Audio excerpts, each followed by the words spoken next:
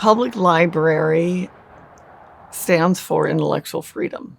A public library doesn't judge what other people view or read or access. The big difference between a public library and a school library is that a school library is there to support the curricular needs of students, and it also acts in loco parentis, that's a Latin term for in place of the parent.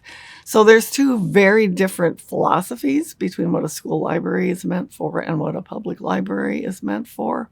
Trying to put those two together creates some philosophical tension. The board wanted to do their due diligence as far as finding a good location for the library. The first location we spotted was the old Alta Hospital, or the Spectra Center.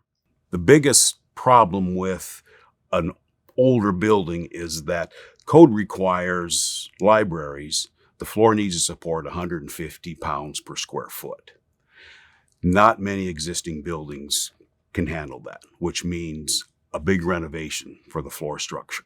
So they determined that it was probably going to cost too much, cost as much as a new building to renovate, to bring that older building up to code for the library. It's fiscally responsible. It does it in a way that we can afford to do. It'll kind of really transform that area of the park that isn't much right now into something that's pretty neat for our community.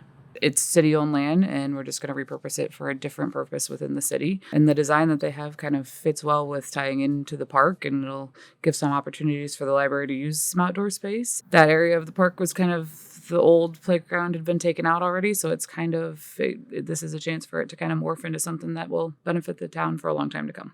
You have to have things handicap accessible also to be able to do that. We have regulations on how far apart bookcases should be. And to be able to do programming in on top of having those regulations in place is tough if you don't have that space.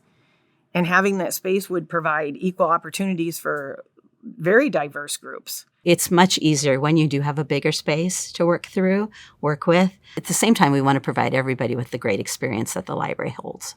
You know, it's more, to me, more of a gathering place for our community. I see the things that this library does and that they do for kids programs and even adult programs.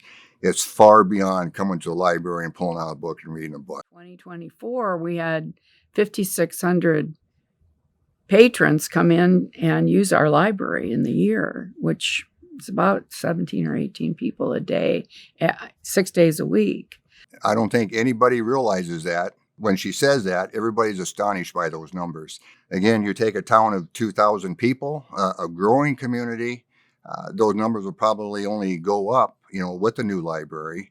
And then one day, it's just kind of like just kind of a light bulb went off on our north end of our park area when you looked at that. We took a look at that spot, got a little more serious talking to our engineer about it, trying to set the building in place to give it a better idea what it would look like in there. And I'm just amazed how much room we had. And it just makes so much sense. It'll work great for street parking. It will work great for parking right in the park area if you want to use other facilities. But another big issue that we looked at was accessibility. We wanted to make sure it was a convenient location and it was a safe location for school kids to walk to after school. And so looking around town, where we're at right now, obviously, is probably one of the worst places we could be as far as safe accessibility to kids.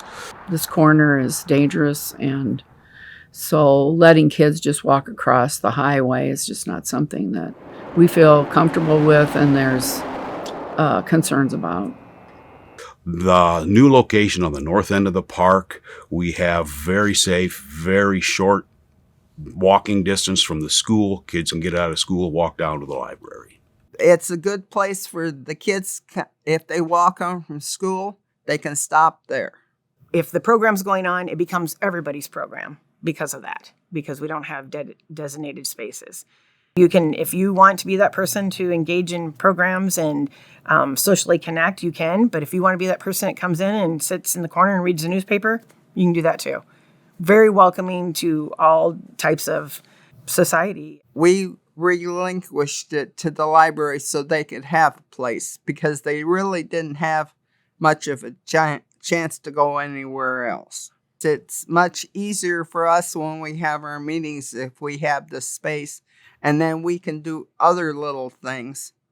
Got to educate the public on exactly what burden this will bring to them as a taxpayer. As far as the 1.25 million, our original bid come in at 1.4 million. By setting it at 1.25 million, it just goes to prove to our citizens that we're doing everything we can to keep the cost down. And if it comes in higher and we, going to stick with this plan, then we're going to have to find other ways to generate that extra $100,000, $200,000, whatever, and not bring it on the burden on the taxpayers. We're going to be spending X amount of dollars to renovate that when we can spend a few more dollars and have a new facility. New construction was going to run around $250 a square foot, whereas renovating could run into that $175 to $200 a square foot. The state requires all cities in the state of Iowa, their taxpayer is already paying 6 3/4 cents per thousand for library services. The community of Alta is already paying for a library service. So if there was a decision to close the library, we would still have to contract library services from another library. Our tax dollars that are collected already for libraries would then transfer over to whatever library we contract with. This money that is on the referendum is designated only for library use for this purpose. The money coming in will not go to a general fund to be spent. I don't think that conversation's come about with any of the people that have concerns about it. Nothing can happen until it's voted on. Take a 60% vote, and we hope that vote will be there. We hope this information helps explain the challenges the Library Board and the City Council have considered, answers common questions, and shares why the library's needs are important for our community. Famous American author Ernest Hemingway said, "There's no friend as loyal as a book. An unwavering bond is formed between the reader and the written word. Books are a constant source of comfort, support, and valuable knowledge available to the entire community to have and use." Thank you for watching.